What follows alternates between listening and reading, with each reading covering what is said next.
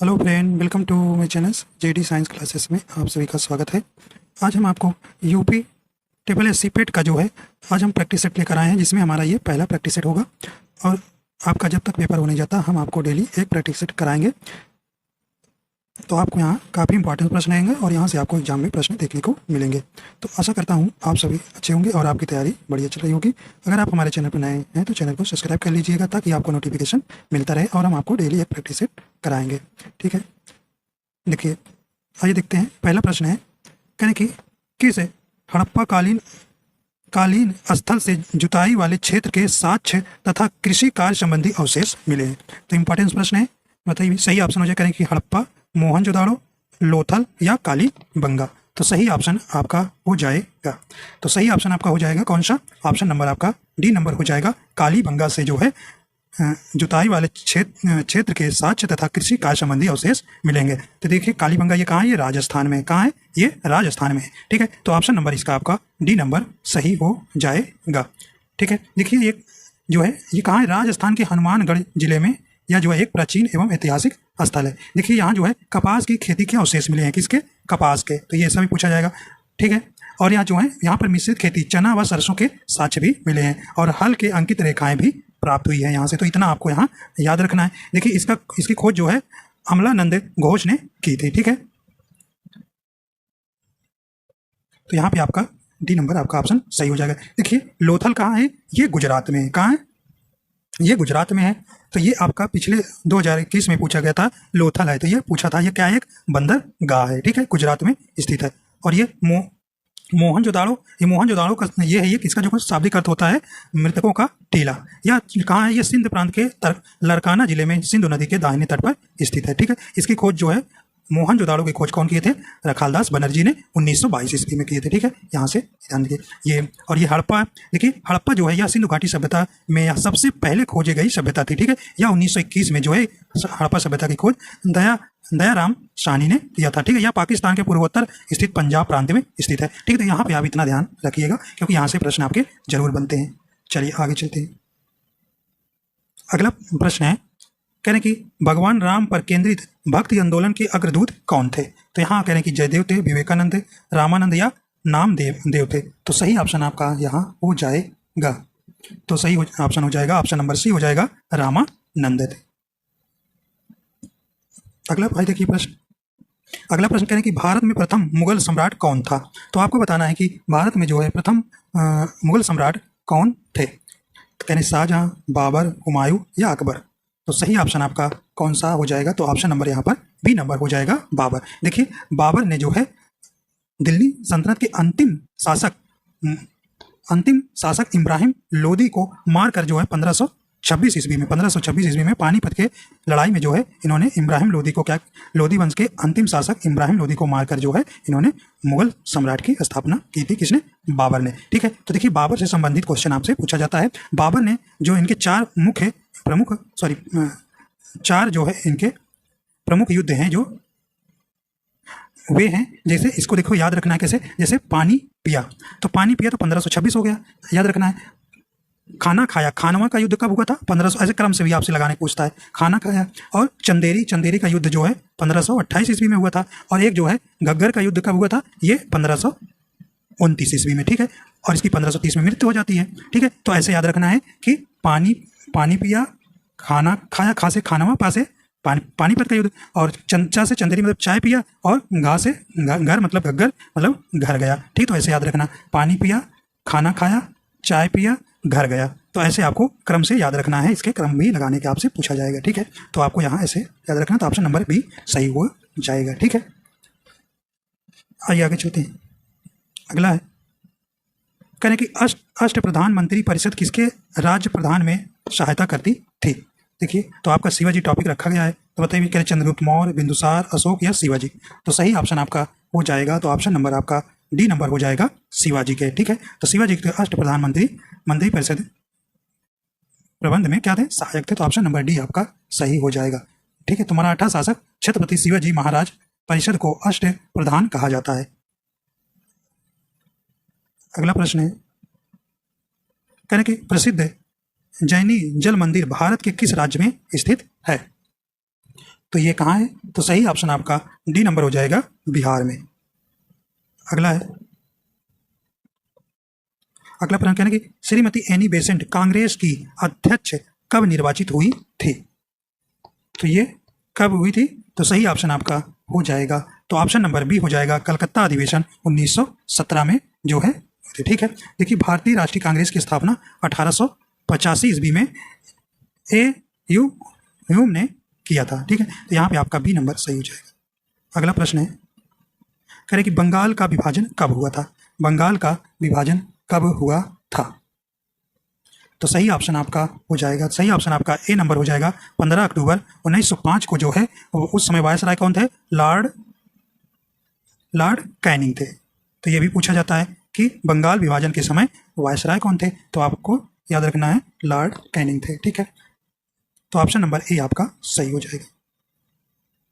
अगला प्रश्न है, अनुशीलन समिति का संबंध किससे है? तो अनुशीलन समिति का संबंध किससे है?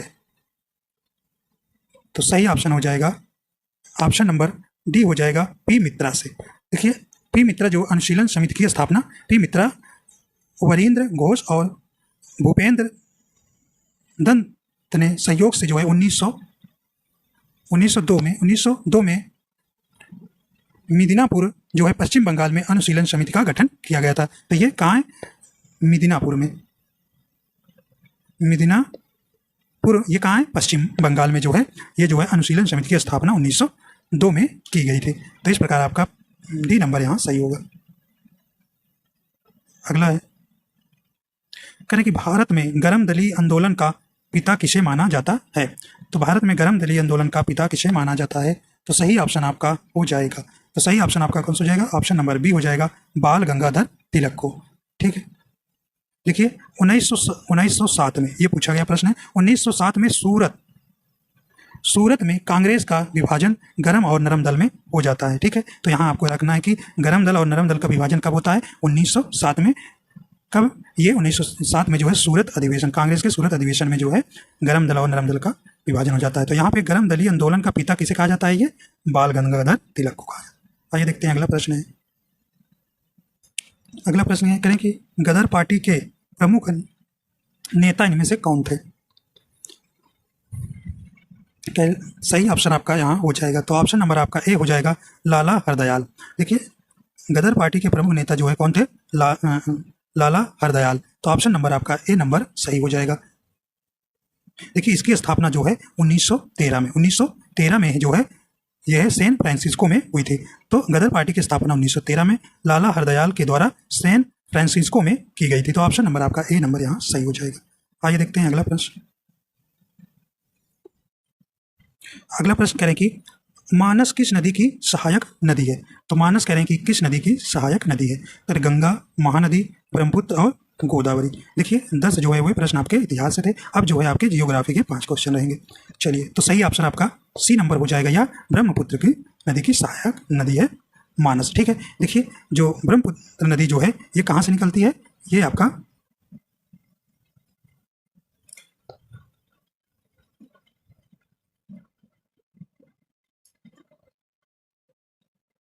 होता है, ये आपका तिब्बत के मानसरोवर से निकलती हुई ये जो है यहाँ से आती हुई ये आपके यू टर्न लेकर कहाँ प्रवेश करती है? अरुणाचल प्रदेश में। देखिए ये जो है जहाँ से निकलती है उसको क्या बोलते हैं? सांगपो के नाम से जाना जाता है। सांगपो के पूछा जाता है कि ये भारत की सीमा के साथ लगते हुए ये एकदम कहाँ इसको किस नाम से जाना जाता है? सांगपो के नाम से जाना जाता है। जैसे ये यू टर्न लेकर आपका अरुणाचल प्रदेश में, कहाँ भी? अरुणाचल प्रदेश में प्रवेश करती है, तो इसे किस नाम से जाना जाता है? ये दिहांग के नाम से जाना जाता है। फिर असम में जो है ब्रह्मपुत्र के नाम से इसे जाना जाता है। फिर असम से होते हुए या जो है जमुना के नाम से बांग्लादेश में जानी जाती है। फिर बांग्लादेश में पूछा जाता है कि ब्रह्मपुत्र नदी को किस नाम से जाना जाता है? तो ये आपको बताना है कि जमुना के नाम से जानते हैं। तो यह जो है गंगा, जिसे आप बांग्लादेश में पद्मा कहते हैं, इससे मिलती है और उसे पद्मा ही कहते हैं बांग्लादेश में। ठीक है, तो इस प्रकार आपका फिर यह जो है मणिपुर से निकलने वाली मेघना नदी से मेघना नदी जो है से मिलती है। तो यह जो है मेघना नदी के नाम से ही यह बंगाल की खाड़ी में गिरती है, जो विश्व का सबसे बड़ा डेल्टा का निर्माण करती है। ठीक, तो यहाँ पर आपका सी नंबर चली जाएगी। देखिए यहाँ पर आपका अरुणाचल प्रदेश था, हमें लग रहा है हिमाचल प्रदेश बोल दिए थे तो गलती हो गई, तो यहाँ अरुणाचल प्रदेश में ही भारत में प्रवेश करती है। ठीक है, तो अरुणाचल प्रदेश में प्रवेश करती है तो इसे दिहांग नदी के नाम से जाने जाते हैं। जैसे ही असम में पहुंचती है तो ब्रह्मपुत्र नदी के नाम से, और बांग्लादेश में जैसे पहुंचती है उसे जमुना के नाम से जानते हैं। ठीक है, तो मेघना नदी के नाम से ही कहाँ गिरती है, ये आपका बंगाल की खाड़ी में गिरता है। तो इसमें आपको इतना ध्यान रखिएगा। और देखिए इसकी कुल लंबाई अगर देखा जाए तो ये 2900 किलोमीटर है, जिसमें भारत में अगर देखा जाए तो ये 912 किलोमीटर की यात्रा करती है। ठीक है, हाँ ये देखते हैं अगला है उत्तर पश्चिम कौन सा पर्वत स्थित है। तो उत्तर पश्चिम में आपको बताना है कौन सा पर्वत स्थित है। तो सही ऑप्शन आपका ए नंबर हो जाएगा अरावली। देखिए अरावली पर्वत श्रेणी सबसे विश्व की सबसे क्या होती है, प्राचीन श्रेणी मानी जाती है। ठीक है, तो ये आपको ध्यान रखना है। देखिए अरावली पर्वत की सबसे ऊंची चोटी आपसे पूछता है तो गुरु शिखर है। कौन भाई, गुरु शिखर, याद रखिएगा। ठीक है, तो इस प्रकार आपका ए नंबर यहाँ सही हो जाएगा। अगला प्रश्न है केंद्र सरकार द्वारा नई वन नीति की घोषणा किस वर्ष की गई थी। तो ये किस वर्ष की गई थी। सही ऑप्शन आपका ए नंबर हो जाएगा 1988 में। अगला है कहने की सिंहभूम झारखंड किसके लिए प्रसिद्ध है। तो ये किसके लिए प्रसिद्ध है। तो सही ऑप्शन आपका हो जाएगा सी नंबर तांबा के लिए। अगला प्रश्न है कहने कि भारत में पहली बार जाति आधारित जनगणना कब हुई थी। तो ये कब हुई थी।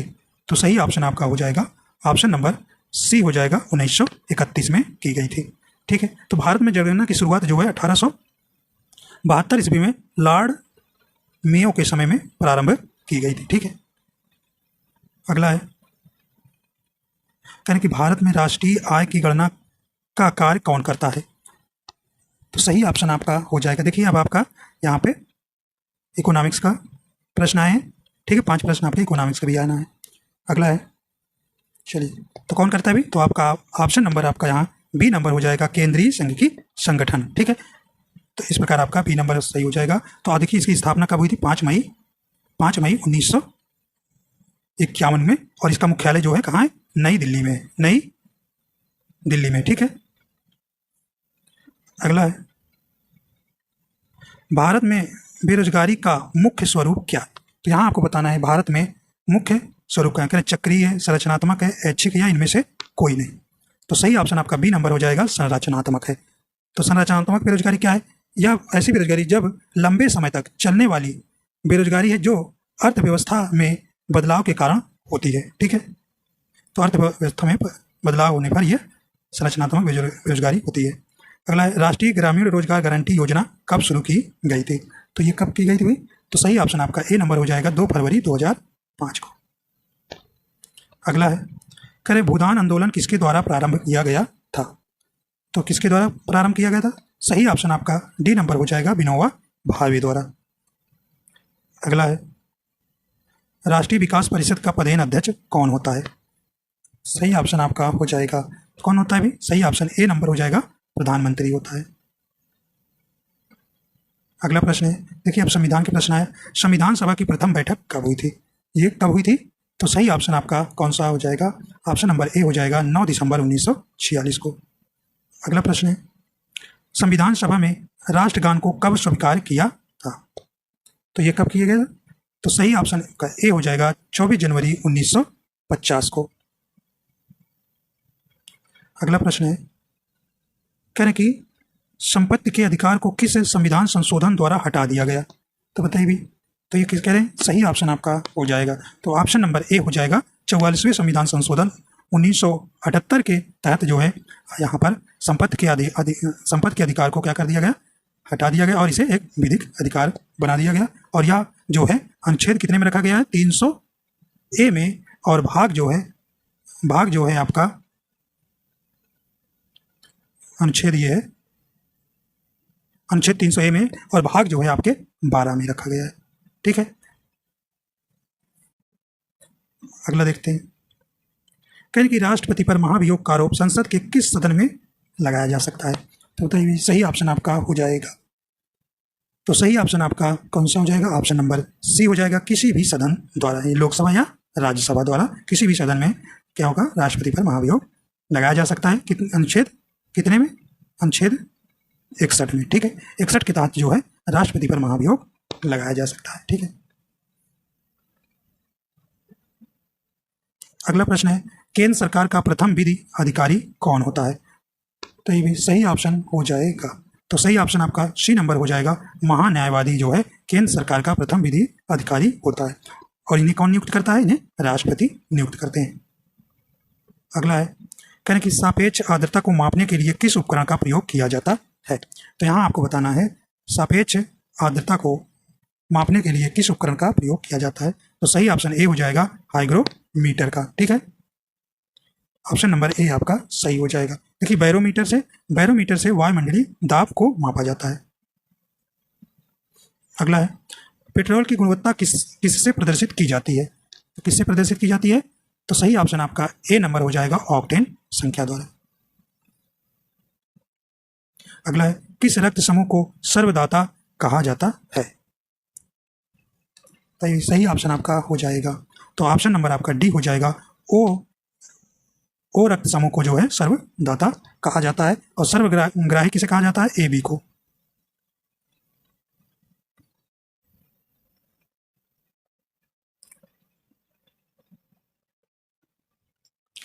अगला प्रश्न है कह रहे हैं कि एलपीजी का पूरा नाम है। तो सही ऑप्शन हो जाएगा। तो ऑप्शन नंबर बी हो जाएगा लिक्विफाइड पेट्रोलियम गैस। अगला है एक प्रकाश वर्ष का मान कितना होता है? तो सही ऑप्शन आपका हो जाएगा। तो ऑप्शन नंबर आपका यहाँ सी नंबर हो जाएगा 9.45 इंटू 10⁻15 मीटर। तो ये पावर में रहेगा। ठीक है, तो यहाँ पे आपको ध्यान देना है। तो ऑप्शन नंबर आपका कौन सा हो जाएगा? सी नंबर आपका यहाँ सही हो जाएगा। तो ये प्रकाश वर्ष क्या है? दूरी मापने का यंत्र है। ठीक है,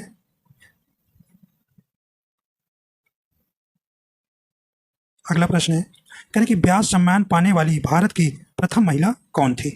तो ये भी सही ऑप्शन आपका हो जाएगा। तो ऑप्शन नंबर इसका ए नंबर हो जाएगा। चित्रा मृदगुल जो है ये जो है व्यास सम्मान पाने वाली भारत की प्रथम महिला थी। अगला प्रश्न है कह रहे कि जीएम फसलों के बारे में हम सुनते हैं, जीएम से क्या तात्पर्य है? तो सही ऑप्शन आपका हो जाएगा। ऑप्शन नंबर बी हो जाएगा जेनेटिकली मॉडिफाइड। अगला प्रश्न है कहने कि रुक्मणी देवी का संबंध किस नृत्य से है? तो सही ऑप्शन हो जाएगा। ऑप्शन नंबर ए हो जाएगा भरतनाट्यम से संबंधित है रुक्मणी देवी। तो ये भरतनाट्यम कहाँ का है? ये तमिलनाडु का शास्त्रीय नृत्य है। अगला देखते हैं। अगला कहें कि कौन सा जोड़ा सही सुमेलित नहीं है? वन्य जीव विहार और राज्य। तो सही ऑप्शन हो जाएगा। देखिए बांदीपुर कर्नाटक में सही सुमेलित है, मानस असम में है, काजीरंगा असम में है, लेकिन सिमलीपाल कह रहे हैं आंध्र प्रदेश में। ये आपका नहीं है। तो देखिए नहीं वाला हमको बताना। तो ऑप्शन नंबर डी जो है नहीं सुमेलित है। तो ये सिमलीपाल है कहाँ? ये उड़ीसा राज्य में है।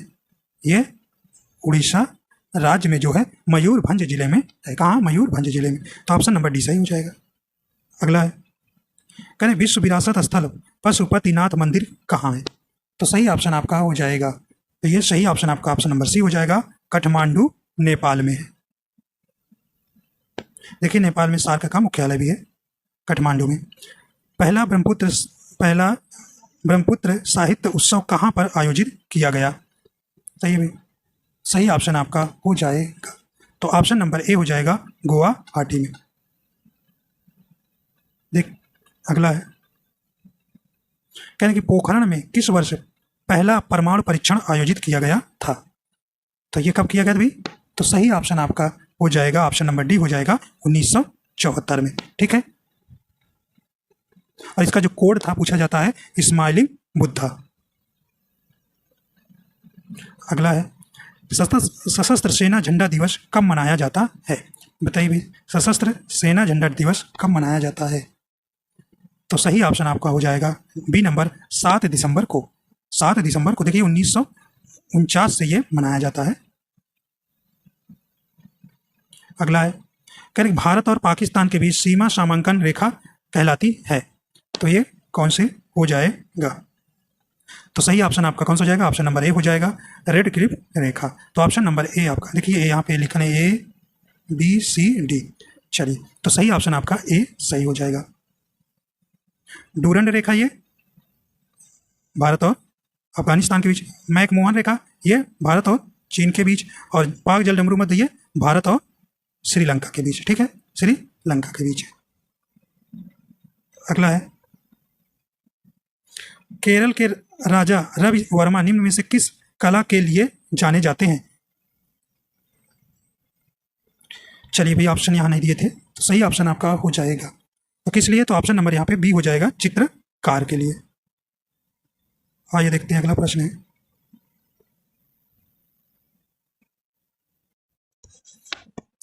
अगला प्रश्न है, करें कि एन किस देश की मुद्रा है? तो सही ऑप्शन आपका कौन सा हो जाएगा? ऑप्शन नंबर बी हो जाएगा, एन जो है जापान की मुद्रा है।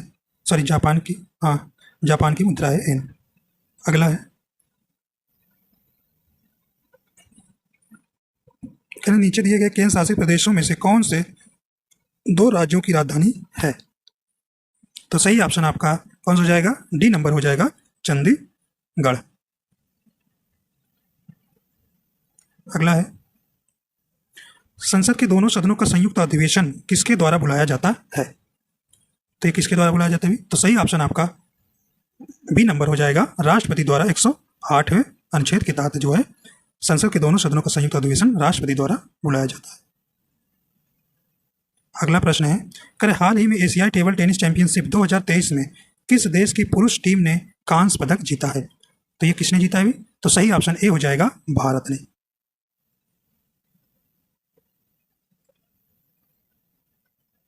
अगला प्रश्न है, करें कि हाल ही में हुए राष्ट्रपति चुनाव में ने भारतीय मूल के थर्मस सन मुगरतनम ने जीत दर्ज करते हुए देश के राष्ट्रपति बने हैं। तो बताइए भी, राष्ट्रपति चुनाव के भारतीय मूल के थर्मन सन मुगरत्नम जो है ने जीत दर्ज करते हुए देश के राष्ट्रपति बने हैं। तो सही ऑप्शन आपका हो जाएगा कौन सा? बी नंबर, सिंगापुर के। अगला प्रश्न है, हाल ही में निम्न में से किसने G20 नेताओं के स्वागत में एक रात्रि भोजन का आयोजन किया? तो किसने किया था? तो सही ऑप्शन नंबर ए हो जाएगा, राष्ट्रपति द्रौपदी मुर्मू ने। अगला प्रश्न है, निम्न में किस सरकार ने हाल ही में मेरा बिल मेरा अधिकार नाम से इनवॉइस प्रोत्साहन स्कीम शुरू की है? तो ये किसने शुरू किया है? तो सही ऑप्शन ए नंबर, सही ऑप्शन आपका कौन सा हो जाएगा? सही ऑप्शन नंबर आपका सी नंबर हो जाएगा, भारत।